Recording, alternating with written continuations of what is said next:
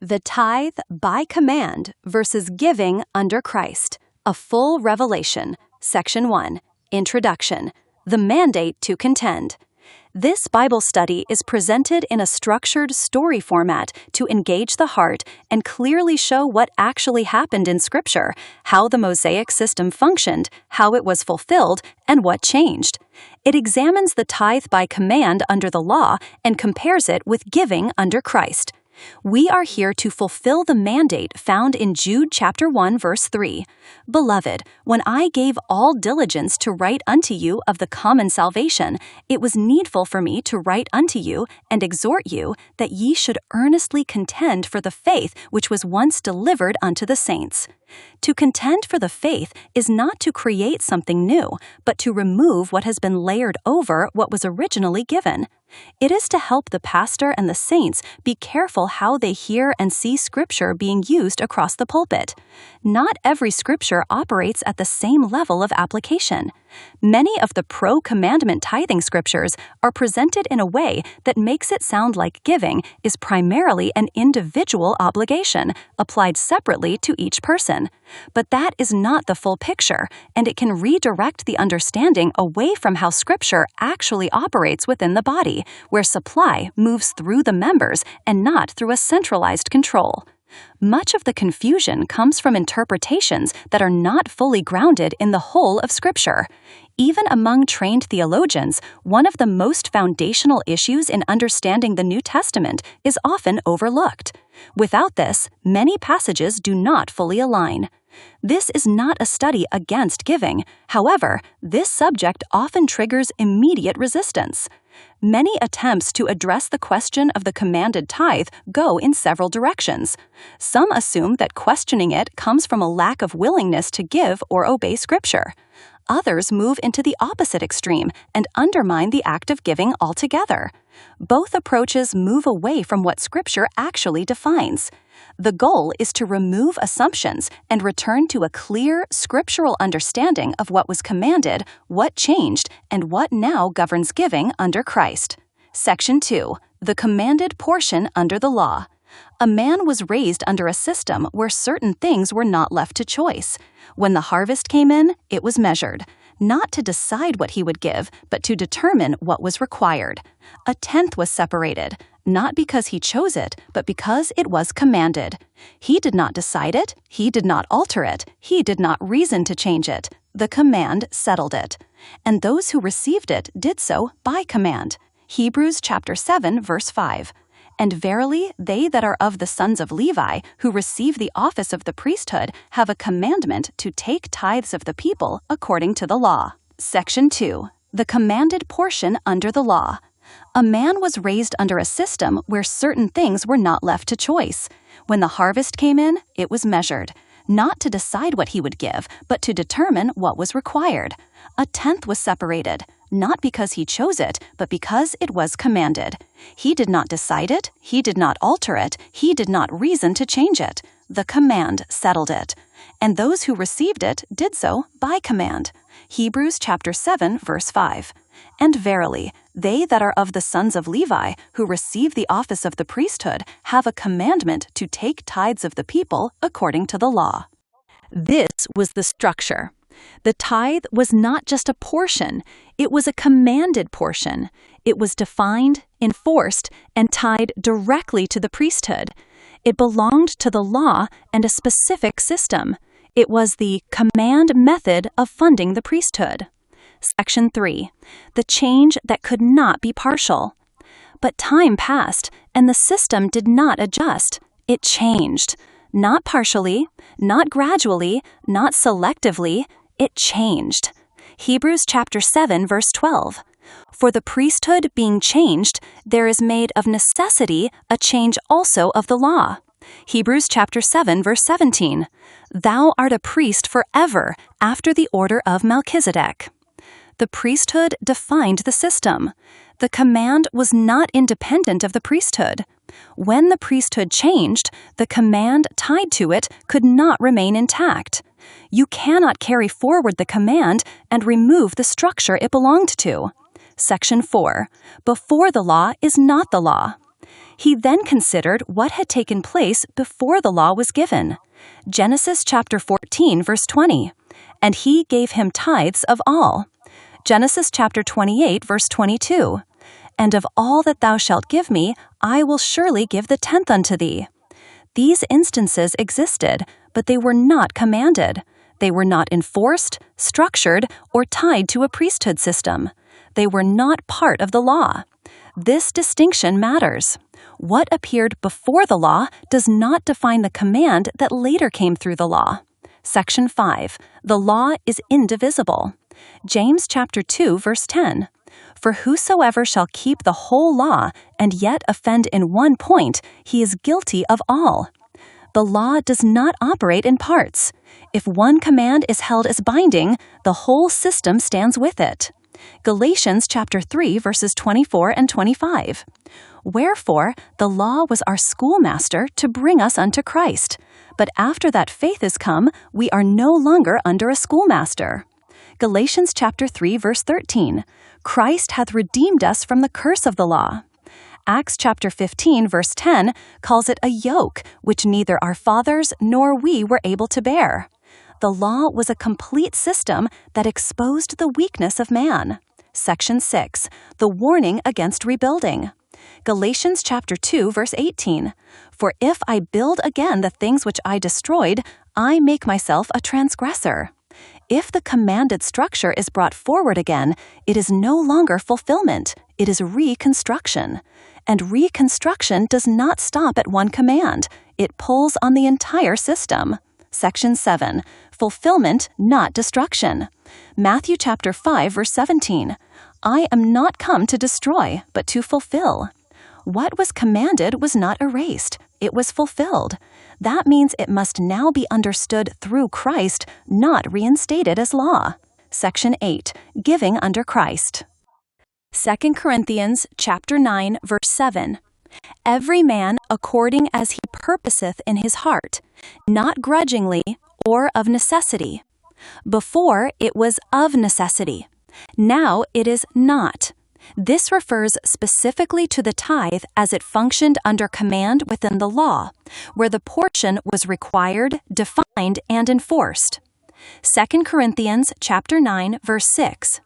He which soweth sparingly shall reap also sparingly. Giving remains. The command does not. A man is not governed by a required portion. He is governed by faith. Section 9. The movement of supply.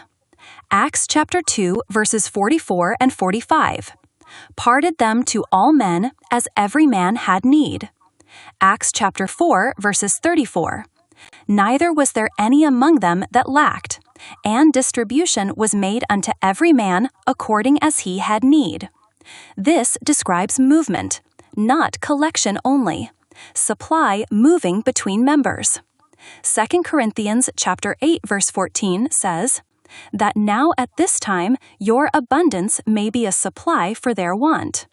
Exodus chapter 16, verse 18. He that gathered much had nothing over, and he that gathered little had no lack. This reflected a corporate balance. Section 10. Individual versus corporate layers, the weight of application. Scripture operates in layers.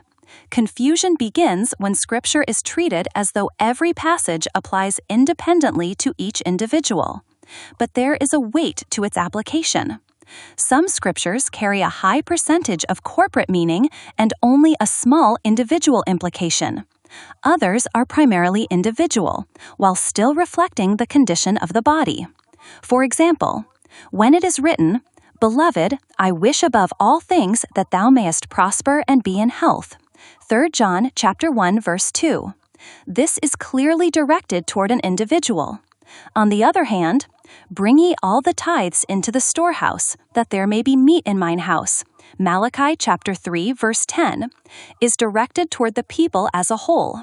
This is by far a corporate restricted scripture by God. It is corporate in structure and cannot function apart from that system. The individual is not separate from the body. Romans chapter 12, verse 4 says, For as we have many members in one body, and all members have not the same office, Even when a person obeys to the best of his understanding, the outcome is still connected to how the body functions as a whole. 1 Corinthians chapter 12 verse 26 says, "And whether one member suffer, all the members suffer with it. Or one member be honored, all the members rejoice with it." If the body is not operating as it was designed, if supply is not moving, and the structure is not aligned, then the full effect of those scriptures cannot take place.